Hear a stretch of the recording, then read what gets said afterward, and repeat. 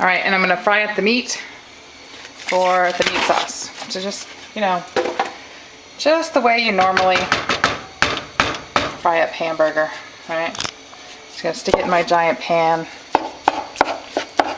mash it all up, and brown it all so it gets nice and brown. What the heck is that?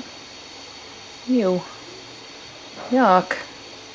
Came out of the thing. It's kind of gross. Okay. Nice and brown.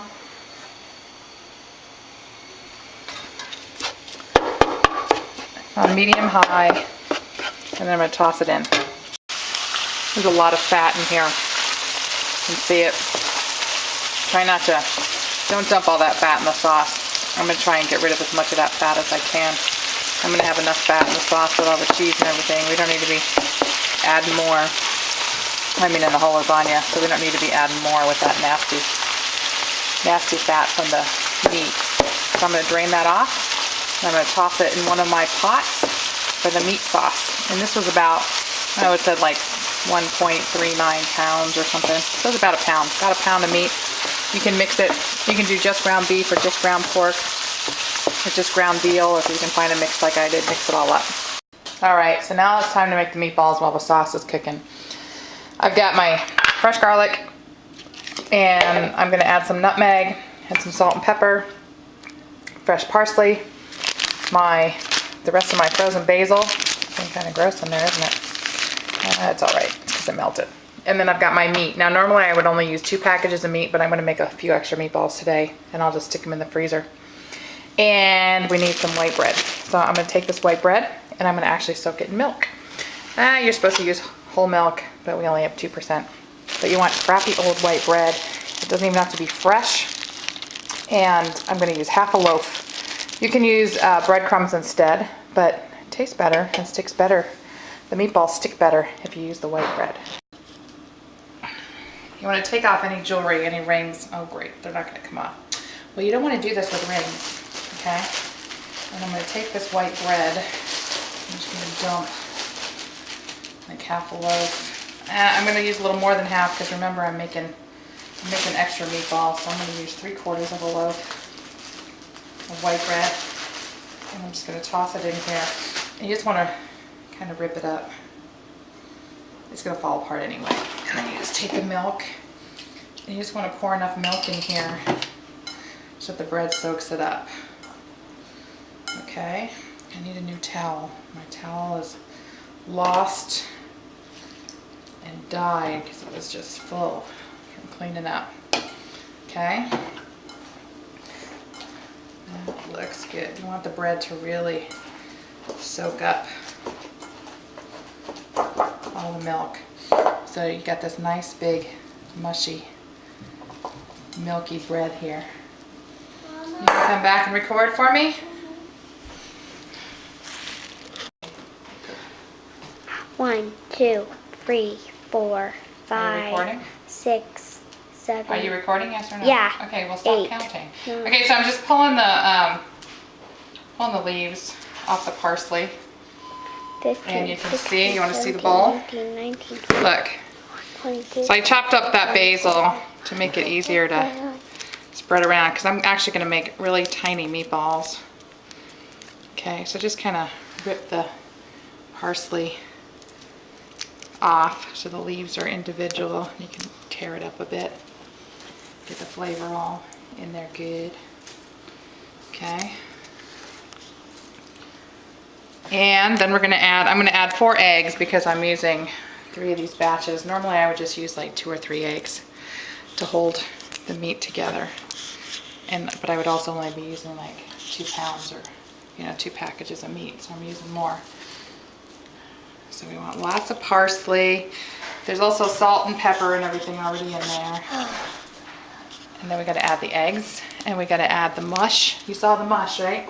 Here's the mush. See the mush? We're going to add the white bread mush too. All right, turn it off.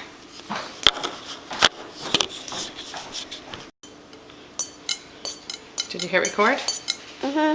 Okay, so you want to mix this all up with your hands, and here's the thing. You don't want to squish it, okay? You don't want to like make it really squishy because it ruins the meat. Okay, so you want to mix it lightly, like kind of break it apart a little bit. All right, but don't squish it. Don't abuse the meat. Otherwise, the meatballs will not stick together. I promise, they will fall apart and it will drive you nuts. Okay.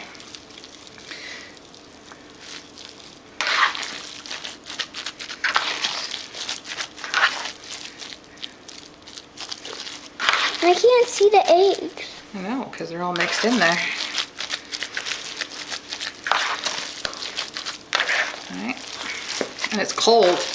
You notice I had that meat sitting out on the counter the whole time I was making that sauce, because if you don't, you're gonna freeze your fingers off. So you want to let the meat warm up a little bit. It's not quite at room temperature, but it's not freezing out of the fridge either. I can tolerate it.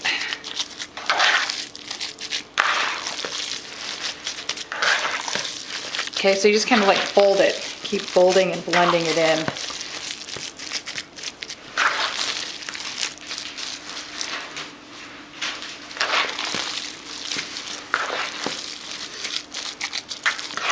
All right, and then we're gonna sit down to make the meatballs. And I'm gonna place them on those baking pans over there. 40, 41, 42, All right, turn it off.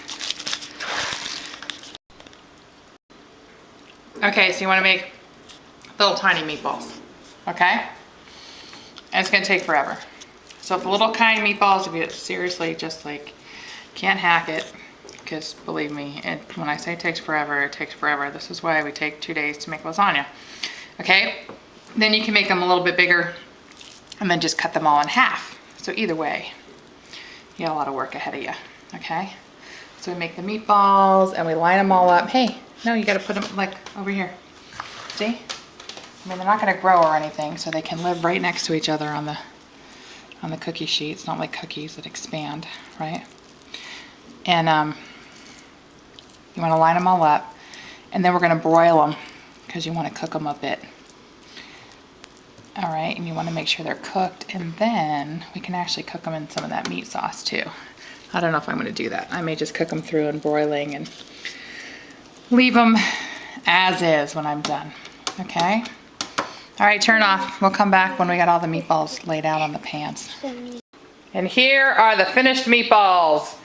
You can see this one's nice and small, and they just keep getting bigger because it takes forever. Now my back hurts.